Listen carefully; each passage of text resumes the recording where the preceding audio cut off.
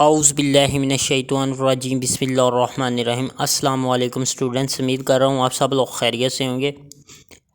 आप regular videos और lectures देख रहे हैं। मुझे इंतहाई खुशी हो रही है कि आप अपना टाइम हमें दे रहे हैं। मैं आपके कमेंट्स भी देख रहा हूँ डेली बेसिस पे, और उसकी बेसिस पे आपके अटेंडेंस को भी मेंटेन कर रहा हूँ। तो स्टूडेंट्स, इससे पहले हमने जो लेक्चर्स कर लिए हैं उनमें हॉस्पिटल फार्मूलरी है, ठीक है, how to dispense for in patients है, ठीक है, और एक ओरिएंटेशन क्लास है। तो आज हम जिस टाइटल पर डे 4 में बात करने जा रहे हैं उसका टाइटल जो है वो है व्हाट आर एम्बुलेटरी पेशेंट, या इसको एक और नाम देंगे how to dispense medicine for ambulatory patient, और इसको एक नाम देंगे एमरजेंसी मेडिसिन का, क्योंकि इस टॉपिक में हम एमरजेंसी मेडिसिन पर भी बात करेंगे, ठीक है। तो आप लोगों के होमवर्क्स मुझे रिसीव हो रहे हैं, भरपूर अंदाज से आप लोग काम कर रहे हैं। आपने पिछली 2 क्लासेस के जो होमवर्क थे बहुत बेहतरीन किए हुए थे। कुछ बच्चे कुछ मजबूरी की वजह से होमवर्क ले सबमिट करवा रहे थे, कोई मसला नहीं। इस वक्त अगर कोई ऐसा पार्टिसिपेंट जो डायरेक्ट यूट्यूब से यहाँ पहुँचा हुआ है वो भी पूरा लेक्चर अटेंड करके अटेंडेंस को मार्क कर सकता है, यानी कि उसने अपना नाम लिखना है, यूनिवर्सिटी का नेम लिखना है और कमेंट सेक्शन में ऐड कर देना है, ठीक है। तो बेटा आज हमने जिस पर बात करनी है वो है एम्बुलेटरी पेशेंट। तो जैसे ही हमारे जहन में एम्बुलेटरी पेशेंट आता है तो हम समझते हैं कि बात एम्बुलेंस की जा रही है।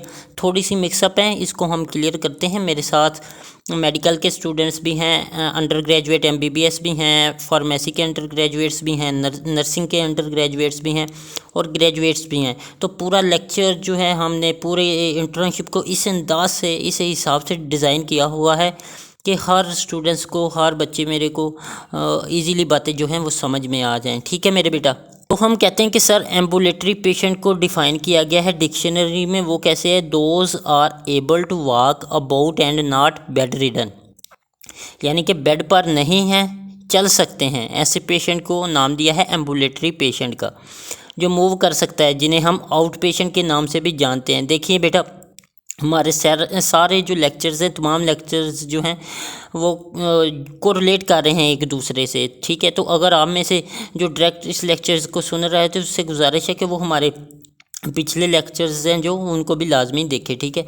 तो नेक्स्ट हमारे पास सवाल आता है कि सर ये एम्बुलेटरी केयर क्या होता है। कि एम्बुलेटरी केयर और out patient care is medical care provided on an outpatient basis which include diagnosis, observation, consultation, treatment, intervention and rehabilitation services, ठीक है।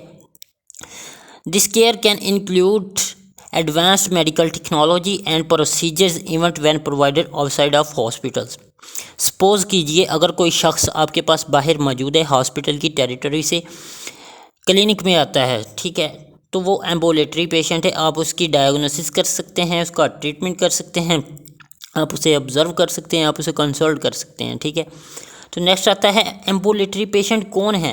तो सर हम कहते हैं कि the term ambulatory patient may also refers to out patient who are being treated in ambulatory care settings rather than as hospital inpatients। मतलब कि आपके पास अभी एडमिट नहीं हुआ, दाखिल नहीं हुआ, आपके हॉस्पिटल में क्लिनिक में आया है, आपने उसको ट्रीट किया, डायग्नोस किया, केयर की उसकी, और उसे वापस भेज दिया। क्योंकि अगर वो दाखिल हो गया, एडमिट हो गया आपके हॉस्पिटल में, ठीक है, तो हम उसको इन पेशेंट का नाम दे देते हैं। अगर वो बाहर मौजूद है तो वो कहलाएगा आउट पेशेंट, या हम उसे नाम देंगे एम्बुलेटरी पेशेंट का। They are coming and going to the care setting and not spending the night. एक रात जब वो रुकता है आपके पास तो सर वो आपका इन पेशेंट कहलाता है, क्योंकि एक फार्मासिस्ट ने इन पेशेंट के लिए एक फार्मूलरी अलग बनाई होती है और आउट पेशेंट की यानी एम्बुलेटरी पेशेंट की फार्मूलरी अलग होती है। तो जो हमारा एक अच्छा फार्मासिस्ट है वो इन दोनों फार्मूलरियों को अपने फिंगर टिप पे करता है, उसको याद होती हैं, ठीक है। तो उम्मीद कर रहा हूँ कि ये टर्मिनोलॉजी क्लियर हो रही हैं आपको, ठीक है, और ये क्लियर होना भी बेहद ज़रूरी है। हम हिस्ट्री जाने बिना आगे नहीं बढ़ सकते। मैं उम्मीद कर रहा हूँ आप लोगों में भी ये इंटरेस्ट डेवलप हुआ होगा कि यहाँ पर इस लेक्चर में हम कुछ माजी की बातें करेंगे। इस वक्त स्क्रीन पर जो आप देख रहे हैं ये गूगल की इंफॉर्मेशन के मुताबिक this is the first ambulance.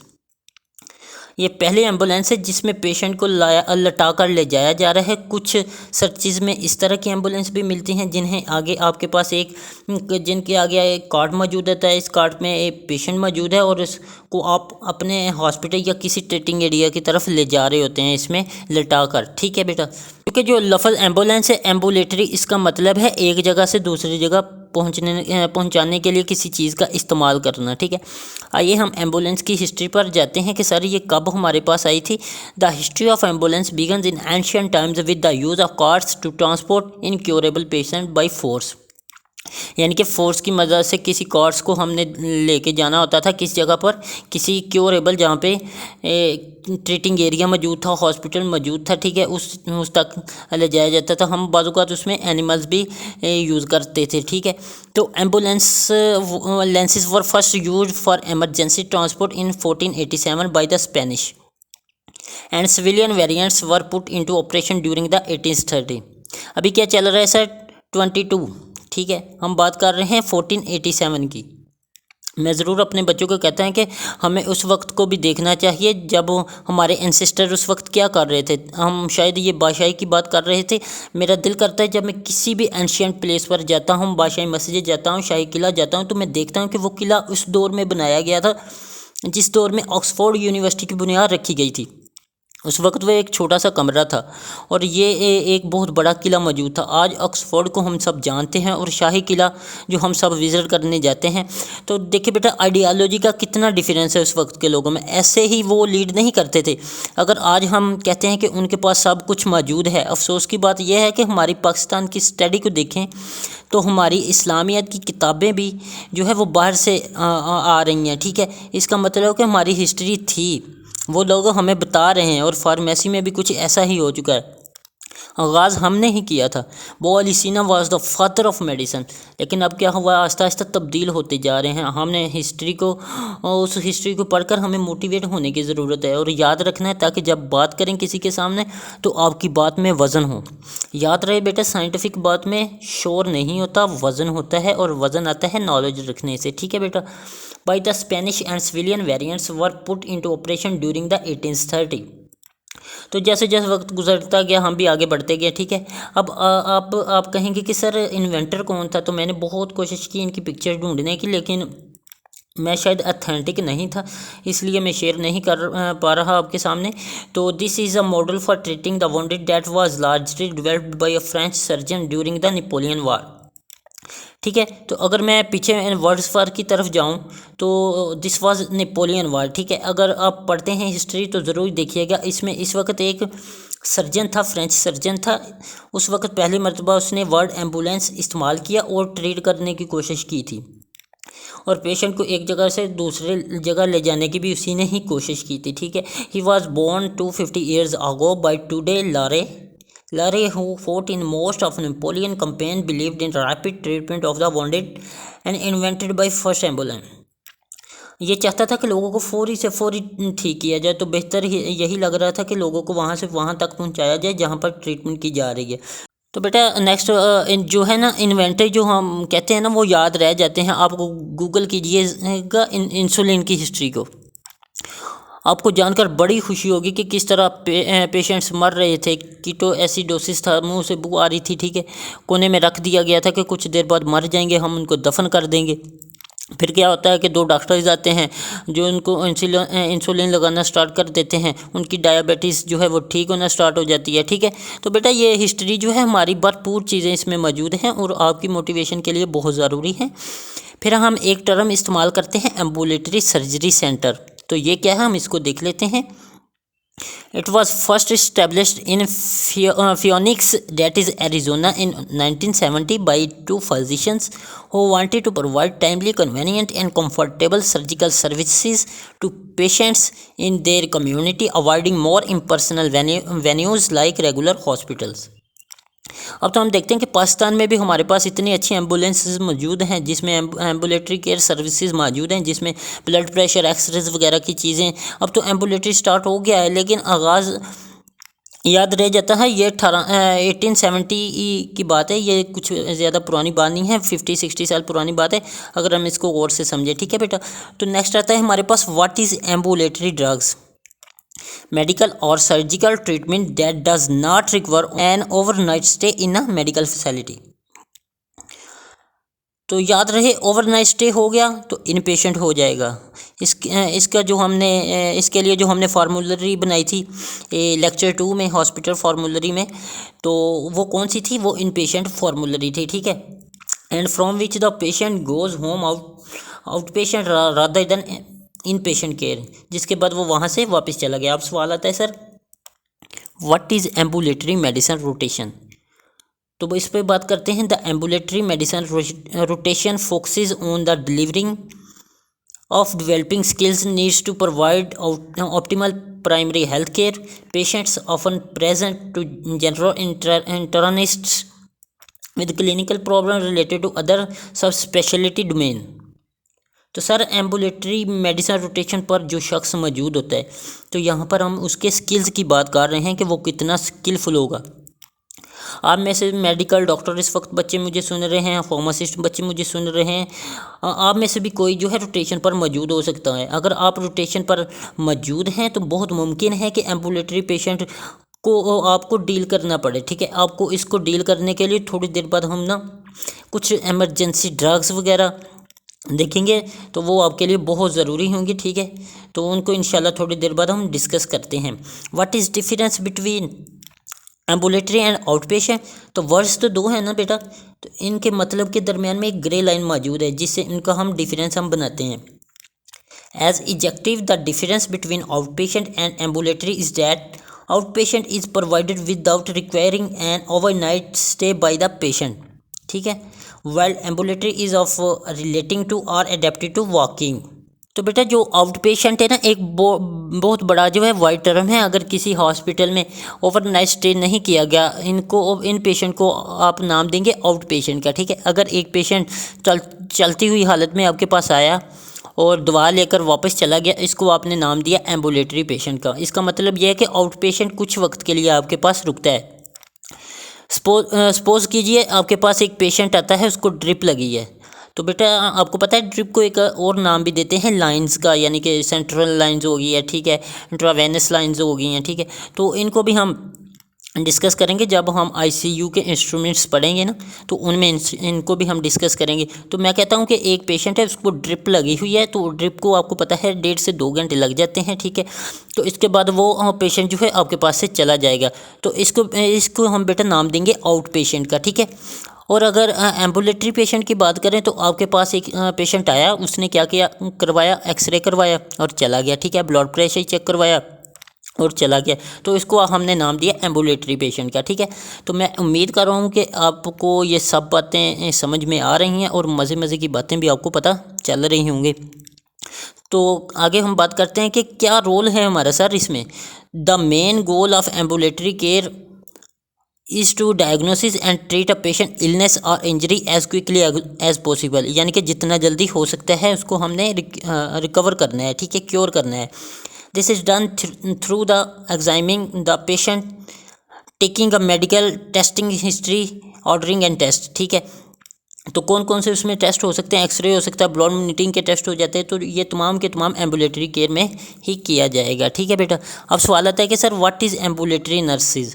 मैं मेडिकल डॉक्टर्स की बात कर रहा हूँ, मैं फार्मासिस्ट की बात कर रहा हूँ, तो सर नर्स का क्या रोल है इसमें। तो during each encounters the ambulatory care registered nurse focuses on the patient safety, quality of nursing or by applying appropriate nursing interventions such as identifying and clarifying patient needs, performing procedures, conducting health education, performing patient advocacy, coordinating nursing and other health, ठीक है।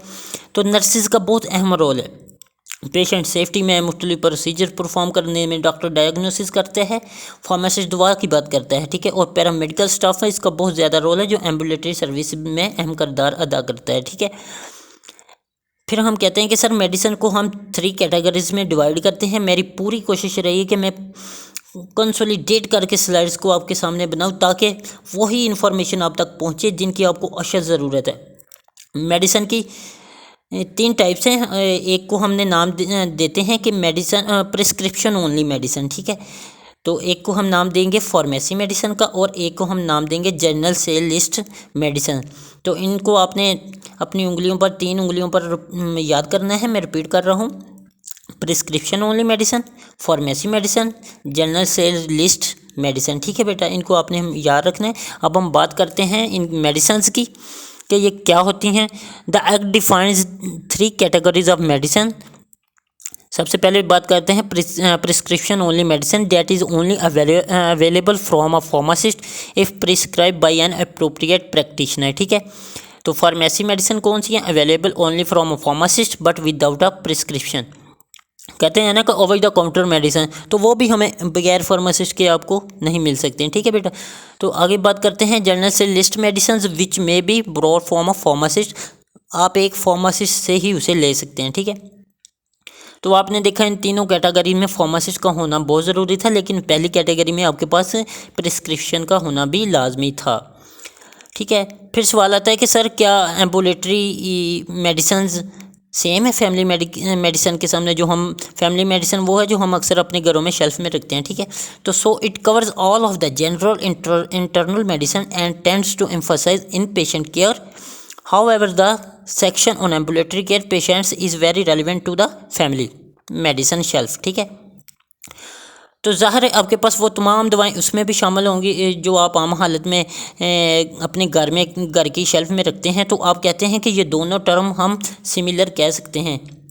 ठीक है, तो आइए अब हम बात करते हैं एम्बुलेटरी एमरजेंसी की। ठीक, हम कहते हैं कि sir ambulatory emergency is a streamlined way of managing patients presenting to hospital who would traditionally be admitted। ठीक है, instead they can be treated in an ambulatory care setting and discharged the same day, offering benefits of patients care sports worker and NHS का मतलब होता है national जो health services होती हैं ना, वो वाली जो है। ठीक है, तो देखिए आपके दिल में प्रॉब्लम आ गया। ठीक है, आप हॉस्पिटल गए, उन्होंने आपको एडमिट कर लिया। ठीक है, 6 दिन के लिए रखा, 6 दिन का बिल चार्ज किया, 6 दिन आप वहाँ रुकेंगे। ठीक है, 6 दिन आप मेडिसिन लेंगे। डॉक्टर चाहिए कि एम्बुलेटरी इमरजेंसी में आपको एक ही दिन में ट्रीट करके भेज दिया जाएगा अगर पॉसिबल हुआ तो। ठीक है, ऐसा करने से बेटा माशरे पर, समाज पर बहुत आसान रहेंगे आप। ठीक है, बोझ नहीं बनेंगे, ना हॉस्पिटल आप पर बोझ बनेगा ना आप हॉस्पिटल पर। ठीक है, तो मैं एक कल खबर देख रहा था कि किसी कंट्री में ऐसा कर दिया गया है कि जो लोग मिलने जाते हैं ना हॉस्पिटल में पेशेंट्स को, तो उस पर 50 रुपये चार्ज कर दिया गया है कि यानी कि जो भी मिलने आएगा उससे 50 रुपये लिए जाएंगे और उसे बिल में ऐड कर दिया जाएगा। अगर 10 लाख का एक बिल बन रहा है या 1 लाख का रुपए का बिल बना है तो उसमें से वो कम कर दिया जाएगा जितने लोग आए होंगे। ठीक है, तो और लोगों ने हॉस्पिटल जाना ही छोड़ दिया। मैं उन लोगों की बात कर रहा हूँ जो बिज़नेस नहीं समझते इस प्रोफेशन को। ठीक है, जो कमर्शलाइज नहीं है इस मामले में। ठीक है, तो next what is emergency medicine. ठीक है, एमरजेंसी मेडिसिन की तरफ मैं आप सबको लाऊंगा। जितने भी फार्मासिस्ट और नर्सिस बैठे हैं इस वक्त मुझे सुन रहे हैं, उनको एमरजेंसी मेडिसिन के बारे में ज़रूर पता होना चाहिए। मेडिकल डॉक्टर्स कमांड रखता है। ठीक है, तो कि मैं अगर कहीं जाता हूँ ना तो मेरी पूरी कोशिश होती है कि मैं उनको बताऊँ कि आई एम अ फार्मासिस्ट और मैं जानता हूँ कि एमरजेंसी मेडिसिन कौन कौन सी होती हैं। तो सर कहते हैं कि a medical speciality concerned with the care and treatment of acutely ill or injured patients who need immediate medical treatment, या इसको हम कह सकते हैं मेडिकल जो है केयर कह सकते हैं। ठीक है, सर फट गया फॉर एग्जांपल, पाँव कट गए हैं, आंतें फट गई हैं, गोली लगी है, आप ये नहीं कहेंगे कि इसको आराम से बिठाओ कि 3 दिन बाद हम इसको ट्रीट करेंगे। ठीक है, तो डेट इज़ एन एमरजेंसी, यानी कि ये एमरजेंसी की हालत है।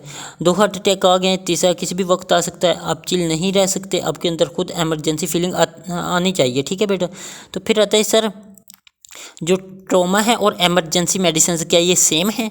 तो trauma surgeons and emergency rooms doctors both deal with patients in immediate need treatment and emergency room doctor handles the wide variety of patients who show up at the hospital emergency room, while a trauma surgeon operates on patients suffering severe possibly life threatening injuries। एक फ़र्क है दोनों में। कि trauma वाला injury और life threatening जो injuries होती हैं उनको ट्रीट कर रहा होता है, और एमरजेंसी वाला क्या कर रहा है, नाक कट गया, दांत टूट गया है, उंगली कट गई है, इन सबको ट्रीट कर रहा होता है। दो अलग अलग जगह हैं। तो सर हम कह सकते हैं कि जो ट्रोमा और एमरजेंसी है ये एक दूसरे से अलग चीज़ें हैं, ठीक है। ट्रोमा सेंटर अलग मौजूद है और एमरजेंसी मेडिसिन जो हैं वो अलग मौजूद हैं। आगे सवाल आता है कि सर एमरजेंसी मेडिसिन में क्या करते हैं। तो ये वो सवाल है, यकीन कीजिए, जो आपके दिल के सवाल है और मैं स्क्रीन पर आपके सामने रख रहा हूँ। बहुत शुक्रगुजार हूँ, जितना प्यार जितनी इज़्ज़त आप मुझे दे रहे हैं इन वीडियोज़ को देखकर, मैं बहुत मशकूर हूँ आप सब लोगों का। और इसमें भरपूर ज़िम्मेदारी के साथ कह रहा हूँ कि कल ही रात मैंने एक टीम से मीटिंग अपनी से की है, डिस्कस हुआ है कि दोनों इस इंटर्नशिप के लास्ट पे मैं 2 कोर्स और अनाउंस करूँगा, ठीक है। तो उस पर भी हम इंशाल्लाह बात करेंगे, ताकि इससे हमारा जो मोहब्बत और प्यार है ये बरकरार रहे, ठीक है, और आप लोगों के पास नॉलेज भी आती रहे, ठीक है। तो अब बात करते हैं emergency medicines. Doctors assess and treat patient in the emergency department regardless of their illness or injury type, ठीक है। Their main focus is to stabilize patients as quickly as possible and determine the next best step, ठीक है। यह नहीं है कि मैं kidney का स्पेशलिस्ट हूँ, पाँव वाले को ट्रीट नहीं करूँगा, मैं हार्ट स्पेशलिस्ट हूँ, ठीक है। तो एमरजेंसी मेडिसिन कहती है कि कुछ भी मसला है, पेशेंट मरने वाला है, सांस बंद हो रही है, मुझे ठीक करके उसे ले जाना है। ये इन तमाम लोगों के लिए लेसन्स है जो आप पढ़ें तो प्लीज़ इस तरह पढ़ें कि सेमेस्टर के लिए मत पढ़ें, एग्ज़ाम के लिए मत पढ़ें। इसलिए ना पढ़ें कि पेपर्स में मार्क्स अच्छे आ जाएंगे, इसलिए टॉपिक को ना छोड़े कि टीचर्स ने कहा नहीं था कि ये इम्पोर्टेंट नहीं है, वरना आप पेशेंट आपके सामने होगा और आप कह रहे होंगे हमने तो ये याद ही नहीं किया था। तो बेटा ये वाला मामला आपके पास बिल्कुल भी नहीं आना चाहिए, ठीक है। तो मैं नहीं चाहता कि मेरे बच्चे के साथ ऐसे मामले पेश आएँ।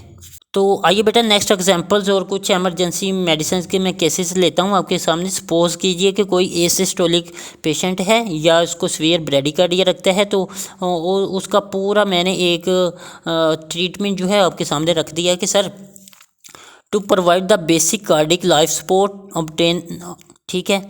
उसके बाद ऑब्टेन द IVSS, ठीक है, secure airways and continue to ventilate, ठीक है, with maximum oxygen available, give adrenaline 1 mg IV bolus, ठीक है, कंटिन्यू एक्सटर्नल कार्डिक मसाज।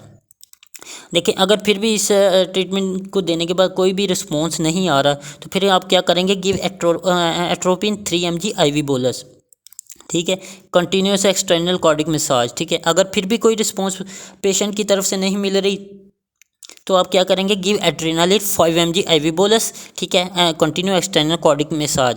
यानी कि एमरजेंसी डॉक्टर को पता होगा ये सब तो वो करेगा ना। मैंने तो आपके सामने एक सीधी सीधी कंडीशन रख दी है। सोचें एक बंदा सीवियर ब्रेडिकार्डिया का आपके सामने है तो आपको कितनी तेज़ी से ये काम करना है और कितनी तेज़ी से ये आपको काम आना चाहिए, ठीक है बेटा। ये सारा प्रोटोकॉल आपके जहन में तैयार होना चाहिए, ठीक है। कोई कार्डियक अरेस्ट का पेशेंट आ जाता है, दूसरी हम अगर केस देखें तो आप लिखते हैं कि उसको कंटिन्यू जो है वो CPR करना पड़ेगा, ठीक है, CPR कंटिन्यू करना पड़ेगी, उसकी डिफिब्रिलेशन स्टार्ट करना होगी 200 जूल पर, फिर आपने 300 जूल पर उसको लेकर जाएंगे, ठीक है। अगर कोई बच्चा है तो उसको 4 जूल पर लेकर जाएंगे, ठीक है। फिर आप उसका ECG करेंगे, ट्रेस करेंगे किसके साथ, CPR के साथ साथ उसका ECG ट्रेस करेंगे। फिर आप एड्रेनालिन देंगे, ठीक है। फिर आप डिफिब्रिलेशन करेंगे 360 जूल पर, ठीक है। फिर आपने एड्रेनालिन अगेन देंगे, फिर भी ठीक नहीं अगर हो रहा है तो फिर आप जाएंगे सोडियम बाइकार्बोनेट की तरफ लेकर जाएंगे पेशेंट को, ठीक है। यानी इसका मतलब है कि आपका प्रोटोकॉल आपके जहन के अंदर तैयार रहता है। अभी मुझे 50% यकीन है कि बहुत सारे बच्चे सोच रहे होंगे कि डिफिब्रिलेशन जो है वो 200 जूल जो है उसका क्या मतलब है। तो मैं उसको भी आपके सामने रखता हूँ। तो डिफिब्रिलेटर आपने ये मशीन होगी तो अक्सर आपने देखा होगा उसे ड्रामा में, हमारे दौर में तो स्टार प्लस ड्रामे होते थे, लेकिन आजकल तो ARY के ड्रामे चल रहे हैं। तो उसमें क्या होता था कि बंदा मर जाता है तो ये बाहर लोग शोर शराबा करते थे कि नहीं डॉक्टर आएंगे अभी, वो हमारे बंदे को कोई चीज़ मारेंगे, ठीक है, हमारे पेशेंट को कोई चीज़ मारेंगे तो वो या बॉडी के साथ टच करेंगे तो वो उसको होश आ जाएगी, ठीक है। तो मैं तो उसको बचपन में स्त्री कहता था, शायद आप में से भी कुछ लोग उसको स्त्री समझते हों। तो बेटा उसको हम नाम देते थे डिफिब्रिलेटर का, ठीक है। तो जैसे ही वो बॉडी के साथ टच करते तो इंसान फ़ौरन ऊपर की तरफ जंप करता है, ठीक है। और दरअसल वो होता क्या है कि जूल्स में आप जो है एनर्जी उसकी बॉडी में इंटर कर रहे होते हैं। तो इस तरह की चीज़ें यूज़ की जाती थी। इससे भी आपके पास एक चांस होता था कि पेशेंट को रिवर्ट करने का। तो that is use in emergency medicine का ये भी एक यूज़ है। फिर हम आते हैं मेडिकल डिवाइसेस की तरफ, उसका हम जिक्र करते हैं कि तो इस इंटर्नशिप में हमने आईसीयू में भी डिस्कस करेंगे इंस्ट्रूमेंट्स के बारे में। तो ठीक है, तो हिस्ट्री में आपको वो मेडिकल डिवाइसेस की बताता चलूँ कि मेडिकल डिवाइसेस या इसको एम्बुलेटरी डिवाइसेस कहते हैं, इसका इस्तेमाल किया गया था फ्रांस में 11वीं सेंचुरी में। ठीक है, तो 13वीं सेंचुरी में इसको आगे फिर प्रोसीड किया गया था। ठीक है, तो बेटा यहाँ पर अब हम आते हैं होमवर्क पर अपने।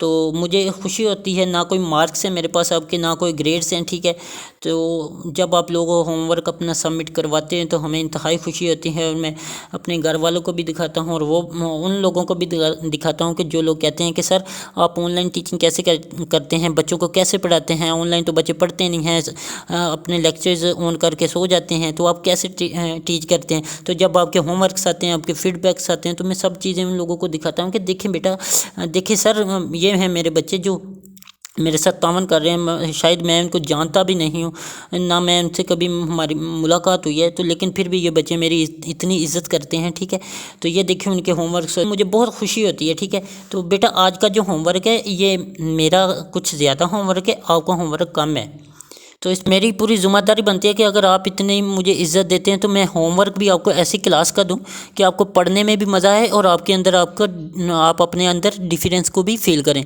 तो आइए बेटा तो आज के होमवर्क को डिस्कस करते हैं। तो मैंने ना आपके लिए ना 50 मेडिसिन जो है एमरजेंसी मेडिसिन, इसकी लिस्ट आपके सामने तैयार की हुई है। ठीक है, ये डॉक्यूमेंट्स आपने परेशान नहीं होना, जो रजिस्टर्ड पार्टिसिपेंट हैं उनको मिल जाएगा। ठीक है, तो आपने बेटा इसमें क्या करना है, ये सबसे पहले है, अगर हम देखें इसके सबसे पहले एसिटाइल सिस्टीन है, म्यूकोमाइस्ट है। ठीक है, इसका आप मैकेनिज्म एक्शन देख रहे हैं, पर ओरल डोज देख रहे हैं। ठीक है, इसका आईवी डोज देख रहे हैं, कब देना है, जब एसिटामिनोफेन की ओवरडोज हो जाए। ठीक है, तो ये आपके पास 50 कार्ड्स हैं, तो मैं इंशाल्लाह इसको शेयर कर दूंगा रजिस्टर पर व्हाट्सएप ग्रुप में। ठीक है, तो आपने बेटा क्या करना है, इसको याद करना है। ठीक है, आपका काम कुछ बढ़ गया है, याद करना है, बड़ा होमवर्क है थोड़ा सा। तो डेली आपने एक कार्ड याद करना है। आपने क्या करना है कि एक कॉपीज़ लेनी है, उस पर आपने चार्ट बना लेना है, उसमें 4 कॉलम्स बना लेने हैं। ठीक है, पहले में आपने क्या लिखना है, ड्रग का नेम लिखना, उसके बाद उसके मैकेनिज्म ऑफ एक्शन लिखना है, उसकी ओरल डोज लिखनी है और उसको कब देना है, यानी कि उसकी इंडिकेशन लिख लेनी है। ठीक है, तो ये 4 चीज़ें लिख लेनी है, और डेली जो है एक लिखनी है, यानी कि एक याद करनी है, और याद करके आपने लिखनी है। जैसे जैसे आप याद करते जाएंगे तो आप मुझे बताते जाइएगा। तो मैं माजरत के साथ कह रहा हूँ कि अगर मैं आपके मैसेजेस रीड नहीं कर रहा मेरा बेटा, तो इसका मतलब ये नहीं है कि मैं आपको इग्नोर कर रहा हूँ, बल्कि मैं आपके मैसेज देख लेता हूँ लेकिन रिप्लाई नहीं दे सकता। ठीक है, तो मुझे बहुत खुशी होती है कि जब आप मेरे काम करते हैं, जो दिल से खुशी होती है, और मेरे दिल से दुआ निकलती है कि या अल्लाह वो बच्चे जो पढ़ते हैं इनको इसका सिला ज़रूर देना। ठीक है, तो बेटा आपने क्या करना है, अब इसको डेली याद करना है, और तो यकीन कीजिए आप 50 दिन में 50 मेडिसिन जो है वो याद कर लेंगे। और तो आप किसी भी अगर हॉस्पिटल में जाएंगे और एमरजेंसी वाला रोटेशन पर मौजूद होंगे तो यकीन करें आप एमरजेंसी पेशेंट को बहुत आसानी से डील कर सकते हैं। ठीक है, तो अब बात करते हैं अटेंडेंस की। तो जो पार्टिसिपेंट रजिस्टर्ड हैं वो अपनी अटेंडेंस कमेंट बॉक्स में करें, मैं इंशाल्लाह उन कमेंट देखूंगा और उनकी अटेंडेंस मेंटेन करूंगा। ठीक है, तो मैं अटेंडेंस की बुनियाद पर और टेस्ट की बुनियाद पर और होमवर्क की बुनियाद पर इंशाल्लाह आपको जो है वो ये सर्टिफिकेट के लिए क्वालिफाई करेगा। ठीक है, तो आप सबका बहुत शुक्रिया इस वीडियो लेक्चर्स को सुनने का। अपना ढेर सारा ख्याल रखिएगा। यहाँ पर हम आज का लेक्चर ख़त्म करते हैं। अल्लाह हाफिज़।